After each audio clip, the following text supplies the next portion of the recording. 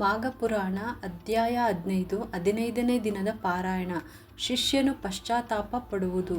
ಸುಬುದ್ಧಿಯು, ಆತನ ಮಗಳು, ಆಕೆಯ ಪತಿ ಮುಂತಾದವರು ಮಾಘಸ್ನಾನದಿಂದ ಉಂಟಾದ ಫಲದಿಂದಾಗಿ ಸಮಸ್ತ ದೋಷಗಳನ್ನು ಕಳೆದುಕೊಂಡು ಸುಖಬಾಳ್ವೆ ನಡೆಸಿದ್ದರೆಂದು ಸದಾಶಿವನು ಪಾರ್ವತಿಗೆ ತಿಳಿಸಿದಾಗ ಪುನಃ ನೀಲಕಂಠನನ್ನು ಪಾರ್ವತೀ ದೇವಿಯು ಹೀಗೆ ಪ್ರಶ್ನಿಸಿದಳು. ನಾಥ, ಸುಬುದ್ಧಿಯ ಮಗಳ ವೃತ್ತಾಂತವನ್ನು ಸಮಗ್ರವಾಗಿ ತಿಳಿಸಿದ್ದೀರಿ. ಆತನ ಶಿಷ್ಯನಾದ ಸುಮಿತ್ರನು ಏನಾದ? ಆತ ಯಾವ ಸ್ಥಿತಿಯಲ್ಲಿದ್ದ? ವಿವರವಾಗಿ ತಿಳಿಸಿ, ಕೇಳಲು ಕುತೂಹಲವಾಗಿದೆ ಎಂದು ಈಶ್ವರನನ್ನು ಕೋರಿದಳು. ಅದಕ್ಕೆ ಪಾರ್ವತಿ ಪತಿ ಹೀಗೆ ಹೇಳುತ್ತಾನೆ.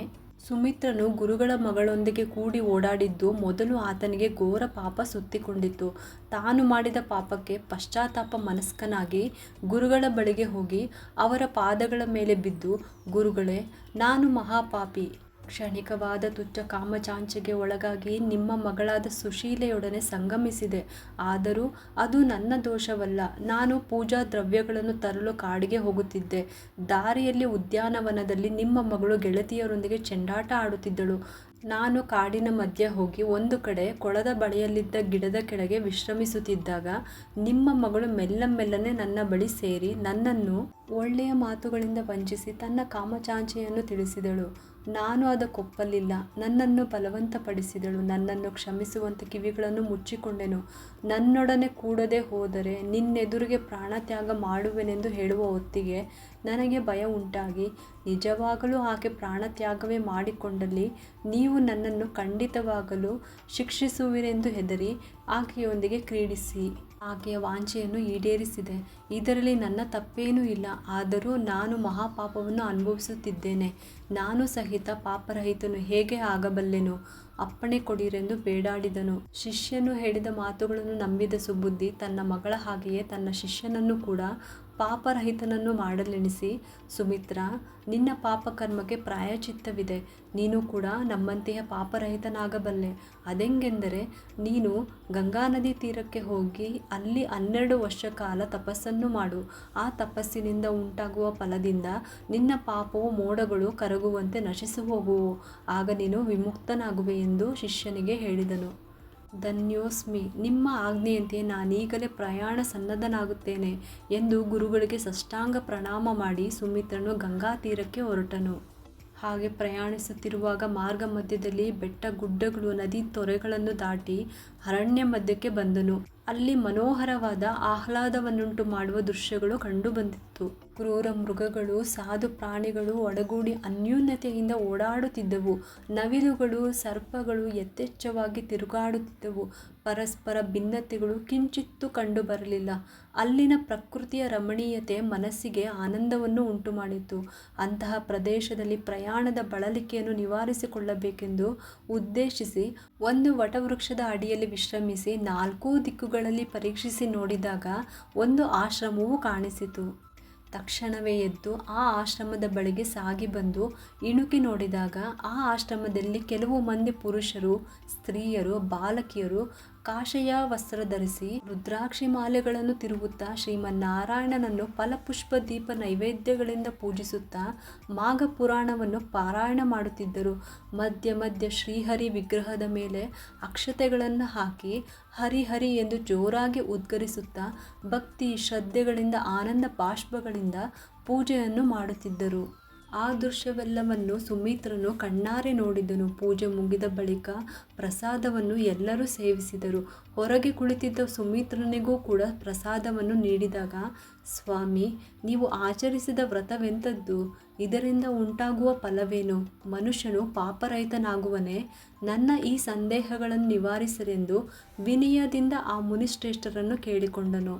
ಪಾಪಗಳಿಂದ ಪೀಡಿಸಲ್ಪಡುತ್ತಿದ್ದ ಸುಮಿತ್ರನ ಪ್ರಾರ್ಥನೆಯನ್ನು ಕೇಳಿ ಅಲ್ಲಿದ್ದ ಋಷಿ ಮುನಿಗಳೆಲ್ಲರೂ ಮಾಘ ಮಾಸದಲ್ಲಿ ಆಚರಿಸಬೇಕಾದ ವಿಧಿವಿಧಾನಗಳನ್ನು ವಿವರಿಸುವುದಕ್ಕಾಗಿ ಅವರಲ್ಲೊಬ್ಬ ಮುನಿಕುಮಾರನನ್ನು ನೇಮಿಸಿದರು. ಆಗ ಮುನಿಕುಮಾರನು ಸುಮಿತ್ರನೊಂದಿಗೆ ಮಾಘಮಾಸ ಮಹಿಮೆಯನ್ನು ಹೀಗೆ ಹೇಳತೊಡಗಿದನು. ವಿದ್ಯಾರ್ಥಿ, ನಾವು ಮಾಡಿದ ಮಾಘಮಾಸದಲ್ಲಿ ಆಚರಿಸಬೇಕಾದ ಮಾಘಮಾಸದ ವ್ರತ.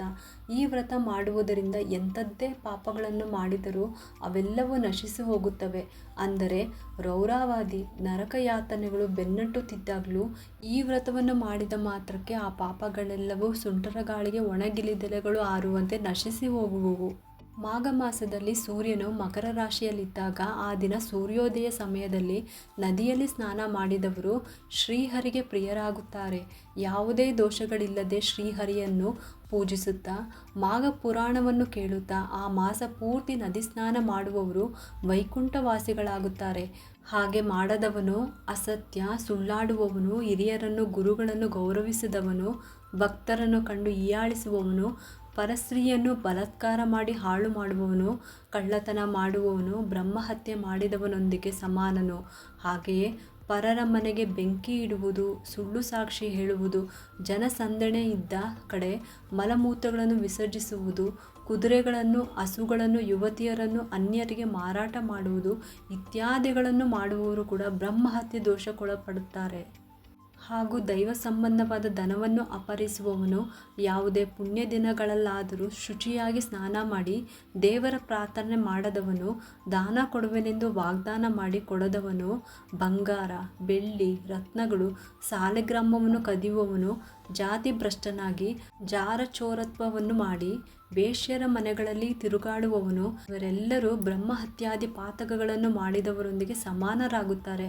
ಇಷ್ಟೇ ಅಲ್ಲದೆ ಅಣ್ಣನ ಹೆಂಡತಿಯನ್ನು, ಸೋದರನ ಮಡದಿಯನ್ನು, ಗುರುವಿನ ಪತ್ನಿ, ಸ್ನೇಹಿತನ ಹೆಂಡತಿಯೊಂದಿಗೆ ಕೂಡಿ ಸುಖಿಸುವವನು, ತನಗಿಂತಲೂ ವಯಸ್ಸಿನಲ್ಲಿ ಹಿರಿಯಳಾದ ಸ್ತ್ರೀಯೊಂದಿಗೆ ರತಿಕ್ರೀಡೆಯಾಡುವವನು, ಪ್ರಾಣ ಹಿಂಸೆ ಮಾಡುವವನು, ಬಡ ಪ್ರಜೆಗಳನ್ನು ಹಿಂಸೆ ಮಾಡುವವನು, ಕಳ್ಳತನ, ದರೋಡೆ ಮಾಡುವವನು ಮಹಾಪಾತಕ.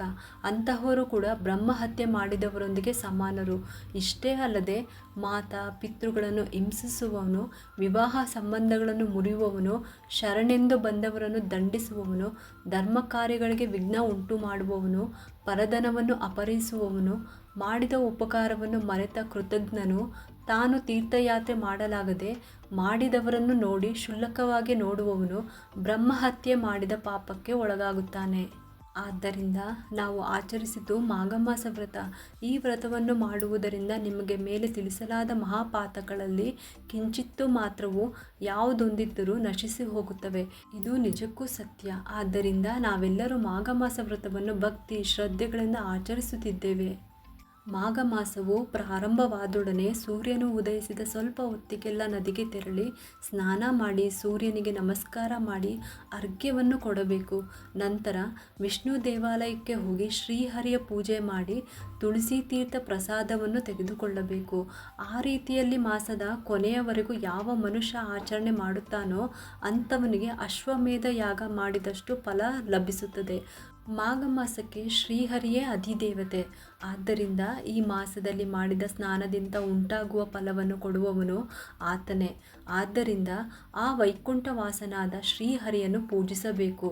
ಒಂದು ವೇಳೆ ನದಿ ತೀರದಲ್ಲಾಗಲಿ ಕೆರೆಯ ಬಳಿಯಲ್ಲಾಗಲಿ ವಿಷ್ಣು ದೇವಾಲಯಗಳು ಇಲ್ಲದೇ ಇದ್ದಲ್ಲಿ ವಿಷ್ಣುಮೂರ್ತಿ ವಿಗ್ರಹವನ್ನಾಗಲಿ ವಿಷ್ಣು ಭಾವಚಿತ್ರವನ್ನಾಗಲಿ ತೆಗೆದುಕೊಂಡು ಹೋಗಿ ನದಿ ತೀರದಲ್ಲಿ ತುಳಸಿ ದಳಗಳಿಂದ ಕಸ್ತೂರಿ, ಗಂಧ, ಧೂಪ, ದೀಪ, ನೈವೇದ್ಯ, ಫಲಪುಷ್ಪ, ತಾಂಬೂಲಗಳಿಂದ ಪೂಜಿಸಿ ಪುರಾಣ ಶ್ರವಣವನ್ನು ಮಾಡಬೇಕು. ಈ ರೀತಿಯಾಗಿ ಮಾಘ ಮಾಸ ಪೂರ್ತಿ ಮಾಡಿ ಮಾಸದ ಕೊನೆಗೆ ಒಬ್ಬ ಸಾಧ ಬ್ರಾಹ್ಮಣನಿಗೆ ವಸ್ತ್ರ, ಬಂಗಾರ, ದಕ್ಷಿಣೆಗಳನ್ನು ಕೊಟ್ಟು ಸಂತೃಪ್ತಿಯಾಗಿ ಭಕ್ಷ್ಯ ಭೋಜ್ಯಗಳಿಂದ ಊಟ ನೀಡಬೇಕು. ಧನವಿರುವವರು ಬ್ರಾಹ್ಮಣ ಸಮಾರಾಧನೆ ಮಾಡಿದ್ದಲ್ಲಿ ಮುಕ್ಕೋಟಿ ದೇವತೆಗಳು ಸಂತೋಷಗೊಳ್ಳುವುದೇ ಅಲ್ಲದೆ ಯಮನು ತನ್ನ ಕಿಂಕರರನ್ನು ಕಳುಹಿಸುವುದಿಲ್ಲ, ಪುನರ್ಜನ್ಮ ಉಂಟಾಗುವುದಿಲ್ಲ. ಈ ನನ್ನ ವಚನ ಅಸತ್ಯವಲ್ಲ. ಇದುವರೆಗೂ ಮಾಘಸ್ನಾನ ಫಲವನ್ನು ಕೇಳಿದೆಯಲ್ಲ. ಇನ್ನು ಮಾಘಮಾಸ ಕೇವಲ 3 ದಿನ ಮಾತ್ರವೇ ಇದೆ. ಆದ್ದರಿಂದ ಈ 3 ದಿನ ಈ ನದಿಯಲ್ಲಿ ಸ್ನಾನ ಮಾಡಿ ಪೂಜಾ ಕಾರ್ಯಕ್ಕೆ ಸಿದ್ಧನಾಗುವಂತೆ ಮುನಿಕುಮಾರನು ತಿಳಿಯಪಡಿಸಿದನು. ಆಗ ಸುಮಿತ್ರನು ತನ್ನ ಗುರುಗಳಾದ ಸುಬುದ್ಧಿ ತನ್ನ ಪಾಪ ಪರಿಹಾರಾರ್ಥವಾಗಿ ಗಂಗಾ ತೀರಕ್ಕೆ ಹೋಗಿ ತಪಸ್ಸು ಮಾಡುವಂತೆ ಹೇಳಿರುವರೆಂದು ಆ ಋಷಿಮುನಿಗಳಲ್ಲಿ ಹೇಳಿದಾಗ ಮತ್ತೆ ಆ ಮುನಿಕುಮಾರನು, ನಿನ್ನ ಗುರುಗಳು ಹೇಳಿದ ವಿಚಾರ ನಿಜ. ನೀನು ಗುರುವಿನ ಪುತ್ರಿಯೊಂದಿಗೆ ಕ್ರೀಡಿಸಿರುವೆ. ಅದರಲ್ಲಿ ನಿನ್ನ ದೋಷ ಇಲ್ಲದಿದ್ದರೂ ಪಾಪ ಮಾತ್ರ ಸಂಕ್ರಮಿಸಿದೆ. ಅದು ನಿನ್ನನ್ನು ಬೆನ್ನಟ್ಟುತ್ತಲೇ ಇದೆ. ನಿವಾರಣೋಪಾಯ ಮಾಡದೇ ಇದ್ದಲ್ಲಿ ಈ ಜನ್ಮದಲ್ಲಿಯೂ ಮರುಜನ್ಮದಲ್ಲಿಯೂ ಕೂಡ ನರಕ ಯಾತನೆ ತಪ್ಪಿದ್ದಲ್ಲ. ಆದ್ದರಿಂದ ಈ ಮಾಘ ಮಾಸದಲ್ಲಿ 3 ದಿನಗಳಾದರೂ ನದಿ ಸ್ನಾನವನ್ನು ಮಾಡಿ ಶ್ರೀಹರಿಯನ್ನು ಪೂಜಿಸು. ನಂತರ ನೀನು ಗಂಗಾ ತೀರಕ್ಕೆ ಹೋಗಿ ನಿನ್ನ ಗುರುಗಳು ಹೇಳಿದ ಹಾಗೆ ಭಕ್ತಿ ಶ್ರದ್ಧೆಗಳಿಂದ ತಪಸ್ಸು ಮಾಡು. ಇಂದ್ರಿಯಗಳು ಸ್ವಾರ್ಥ, ಚಂಚಲ ಭಾವವುಳ್ಳಂಥದ್ದು. ನಿನ್ನ ಇಂದ್ರಿಯಗಳನ್ನು ಬಂಧಿಸಿ ಏಕಾಗ್ರ ಚಿತ್ತದಿಂದ ಲಕ್ಷ್ಮೀನಾರಾಯಣನನ್ನು ಧ್ಯಾನ ಮಾಡು ಎಂದು ಉಪದೇಶಿಸಿದಾಗ ಸುಮಿತ್ರನು ಅಲ್ಲಿ 3 ದಿನಗಳಿದ್ದು ಮಾಘಮಾಸ ಸ್ನಾನವನ್ನು ಮಾಡಿ ನದಿ ತೀರದಲ್ಲಿ ಶ್ರೀ ಮಹಾವಿಷ್ಣುವನ್ನು ಪೂಜಿಸಿ ಪುರಾಣ ಶ್ರವಣ ಮಾಡಿ ತದನಂತರ ಆಶ್ರಮವಾಸಿಗಳಿಗೆ ನಮಸ್ಕರಿಸಿ ತಪಸ್ಸನ್ನು ಮಾಡುವುದಕ್ಕಾಗಿ ಗಂಗಾ ನದಿ ತೀರಕ್ಕೆ ಹೊರಟನು. ಇಲ್ಲಿಗೆ 15ನೇ ಅಧ್ಯಾಯ ಸಮಾಪ್ತವು.